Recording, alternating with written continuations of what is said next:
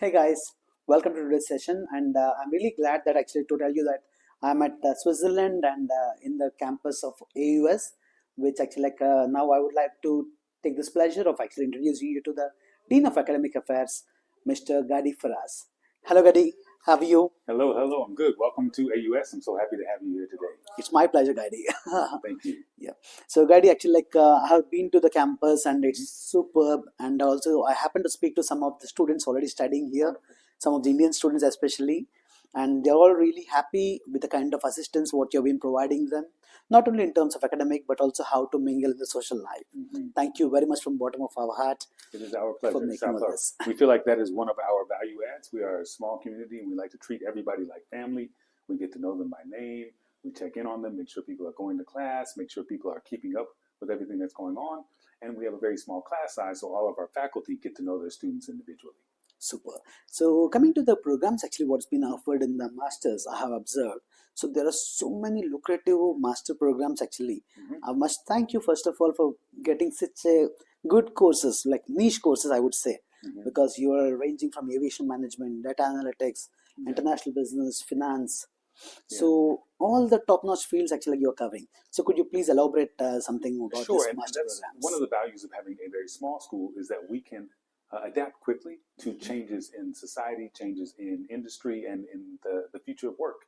The reality is, with technology, everything is changing quickly, and some of the much larger schools are slow to change and adapt. Whereas we can say, okay, very quickly, aviation sector, for example, a lot of countries outside of Europe are just starting to catch up as they grow their middle class. So they're building airports, they're launching new airlines, and they need people to manage those industries. And so aviation management made sense because there's thousands of new jobs being created and not enough people to fill those roles.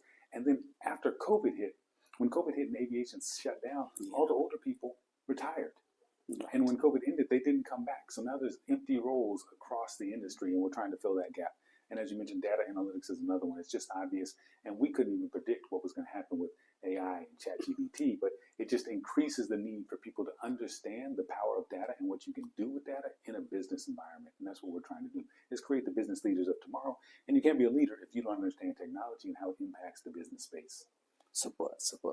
And coming back to the course actually regarding the semesters, like I have seen, Mm-hmm. like we have three intakes a year. Yes. So then actually like once the student applies and once they get here, like how is the academic calendar is being designed? Could you explain Yeah, on this? actually. So we're a very international school.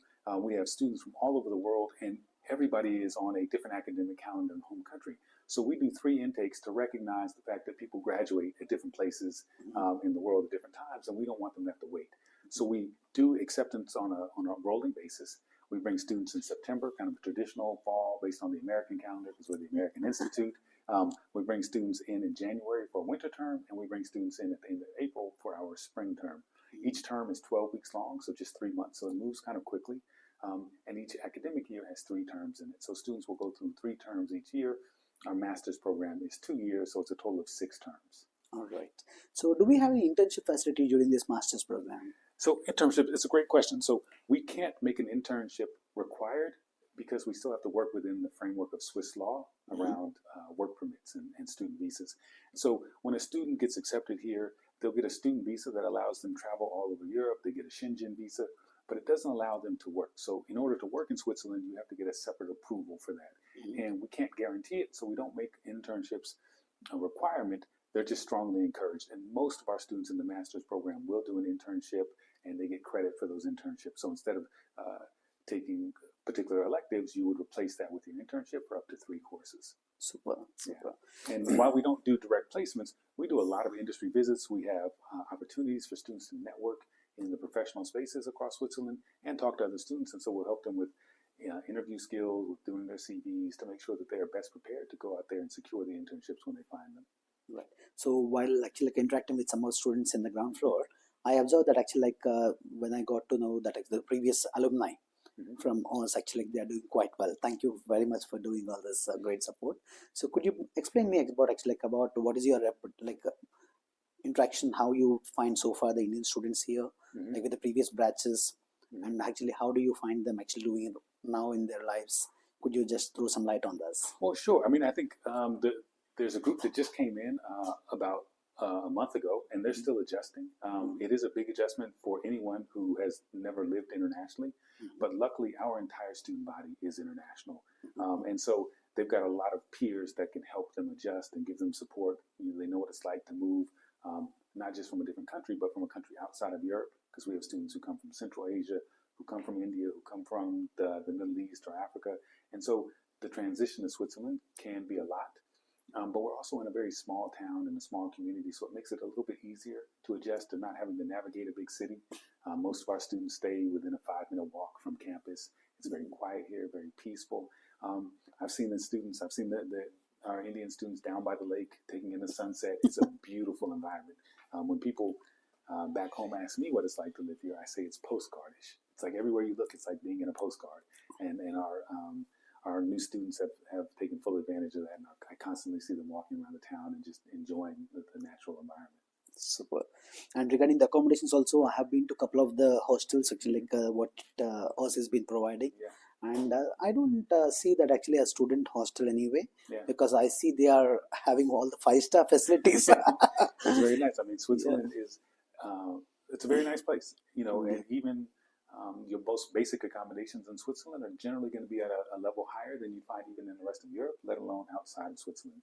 And that's what Switzerland really prides themselves on. It's a certain quality, it's a certain level of service delivery and hospitality. So even the student accommodations, as you say, they're not as basic as one might assume student accommodations would be. And that's also because our student accommodations are not traditional dorms. They're actually hotels or former hotels that have been converted. And so, yeah, they're nice. That's why I find actually like they're not general student dorms. Yeah. Normally in other countries when I've been there, I see there are student dorms where actually one small common kitchen and then the rest, all the sharing rooms. But Yeah. I find here all the hostels which actually took me, and the average, the minimum pricing one itself was looking like a 5-star. Yeah, it's very nice. It's a shared room, but you share with only one other person, and it's still very nice accommodations. And it's very close to campus. You've got restaurants on the ground. So that is something actually like I have also spoke to some of the students and they find it more like home. So could you please elaborate much about the safety and security, what students Switzerland expect? in general is a very safe country, but because we're in a small town, we're about an hour outside of Geneva. The population here is only 10,000, but it feels much bigger because we're so close to other major towns with Montreux on one side and Lausanne on the other side. So students will have access to a very urban environment, but they're kind of in a bubble, and it's a very safe place. And I tease my wife when we go out that, hey, don't forget we're in Switzerland, so when I'm ready to leave, I'm just going to leave. You'll be fine. I don't worry about her getting home at night or walking the streets at night because I know it's safe around here, and so I don't worry too much about it. Sometimes if I have to run a quick errand, I won't even lock my door because I know everything's going to be fine. Nobody's going to go into my apartment or anything like that. And so, yeah, it's one of the nice things about it. Our campus is just a few blocks from the local high school and local elementary school. And when students move here, one of the things that's kind of a culture shock is that those schools don't have an enclosed yard. The students are just out playing in the town square as you're walking to and from your supermarket or to and from the student accommodations. And so it's just a big community and everybody feels safe around each other. Super. So that is actually great interacting with you, Professor. And I really look forward to see you in India doing the presentation to our students who are going to come in future. Absolutely, absolutely. I look forward to coming, and I look forward to welcoming more of your students here on the ground in Switzerland. Definitely. That's the minimum thing which I'll do it. Okay. Thank you so much. Thank you so much, Professor. Okay. Thanks. Please do subscribe to Videsh Consult's channel and click on the bell button to get regular updates about Europe.